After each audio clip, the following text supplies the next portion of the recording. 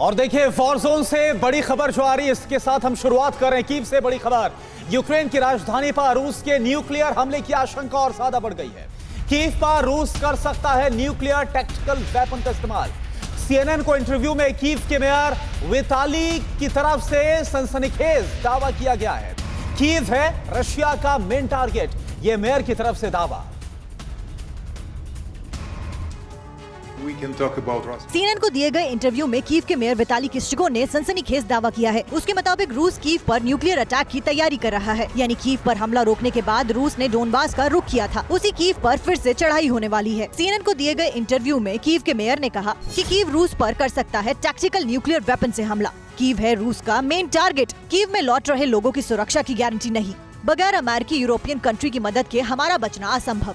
Kyiv के mayor का ये बयान बहुत ज्यादा चौंकाने वाला नहीं है, क्योंकि 16 अप्रैल को यूक्रेन के राष्ट्रपति जेलेंस्की के उस बयान को याद कीजिए। सीएनएन को दिए गए इंटरव्यू में जेलेंस्की ने कहा था कि पुतिन किसी भी वक्त कीव पर न्यूक्लियर हमला कर सकते हैं। उस वक्त भी जेलेंस्की ने कहा था कि पुतिन कीव पर टैक्टिकल न्यूक्लियर बम चला सकते हैं।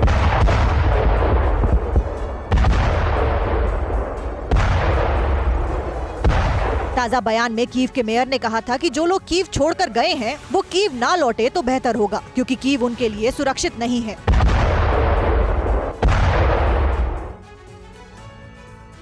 यूक्रेन का रूस को प्रिजनर एक्सचेंज का प्रस्ताव अज़ोवस्टाल प्लांट में फंसे घायल सैनिकों को बचाने के लिए एक कदम उठाएगा। वॉशिंगटन पोस्ट की रिपोर्ट में प्रपोजल की जानकारी सामने आई है। रूस की सरेंडर की मांग से यूक्रेनी सैनिकों का इनकार है।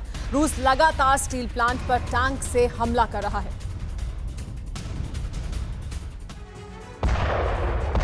सीजफायर के ऐलान के बाद भी अज़ोवस्टाल प्लांट पर दिन रात हमले होने के बाद यूक्रेन ने रूस के सामने एक प्रस्ताव रखा है। अज़ोवस्टाल स्टील प्लांट में फंसे यूक्रेनी सैनिकों को बाहर निकालने के लिए यूक्रेन ने रूस को बड़ा ऑफर दिया है। वॉशिंगटन पोस्ट में आई रिपोर्ट के मुताबिक अज़ोवस्टाल में घायल सैनिकों को बचाने के लिए यूक्रेन ने प्रिजनर एक्सचेंज का प्रस्ताव दिया है। यूक्रेन ने रूस के सरेंडर करने के प्रस्ताव को दरकिनार करते हुए कैदियों की अदला बदली का रास्ता सुझाया है। अज़ोवस्टाल में घायल सैनिकों को बचाने के लिए यूक्रेन ने प्रिजनर्स को छोड़ने का प्रस्ताव। वॉशिंगटन पोस्ट की रिपोर्ट में प्रिजनर एक्सचेंज के प्रस्ताव की जानकारी। अज़ोवस्टाल में रूस के सरेंडर प्रस्ताव को यूक्रेनी सेना ने इनकार कर दिया। यूक्रेन ने कहा है कि उसका फोकस घायल सैनिकों को बचाने पर है। रूस ने यूक्रेन के प्रस्ताव का तत्काल कोई जवाब नहीं दिया है। यूक्रेन की डिप्टी प्राइम मिनिस्टर इरियाना वेरेशचुक ने टेलीग्राम पोस्ट पर इसकी जानकारी दी है। साथ में ये भी कहा है कि रूस ने अभी इस प्रस्ताव पर कोई जवाब नहीं दिया। और देखिए रूस की न्यूक्लियर धमकी को लेकर एक और बड़ी खबर। रूस ने नेटो देशों को एक बार फिर से न्यूक्लियर हमले की धमकी दी है। रूसी सिक्योरिटी काउंसिल के डिप्टी चेयरमैन मेदवेदेव ने नेटो को चेताया है।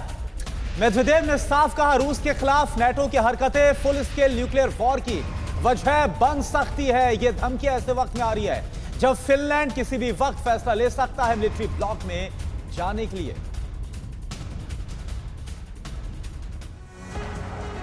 क्या रूस महाविनाश का सबसे खतरनाक हथियार चलाने वाला है?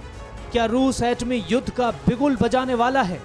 यूक्रेन से जंग के बीच रूस ने नेटो के नाम एक बार फिर एटमी धमकी दी है। यह धमकी दी है रूस के राष्ट्रपति व्लादिमीर पुतिन के सबसे भरोसेमंद सहयोगियों में गिने जाने वाले दिमित्री मेदवेदेव ने। रूस के सिक्योरिटी काउंसिल के डिप्टी चेयरमैन मेदवेदेव ने कहा कि रूस के खिलाफ नेटो की हरकतें फुल स्केल न्यूक्लियर वॉर की वजह बन सकती हैं।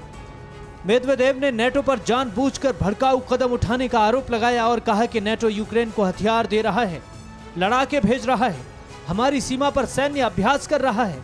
इससे तनाव बढ़ रहा है। अगर हालात ऐसे ही बने रहे तो बात प्रॉक्सी वॉर से आगे निकल सकती है। रूस और नेटो की सीधी लड़ाई हो सकती है और ये लड़ाई फुल स्केल परमाणु युद्ध में तब्दील हो सकती है। यूक्रेन पर हमले के सिर्फ 3 दिन बाद न्यूक्लियर कमांड एक्टिव करने वाले रूस ने एटमी धमकी पहले भी दी है, लेकिन इस बार मेदवेदेव ने जिन शब्दों का इस्तेमाल किया है वो वाकई स्थिति के बेहद गंभीर होने की ओर इशारा कर रहे हैं और एटमी युद्ध के बड़े खतरे की तरफ इशारा करते हैं। अड़ी सोमवार से शुक्रवार शाम 6 बजे सिर्फ TV9 भारतवर्ष पर।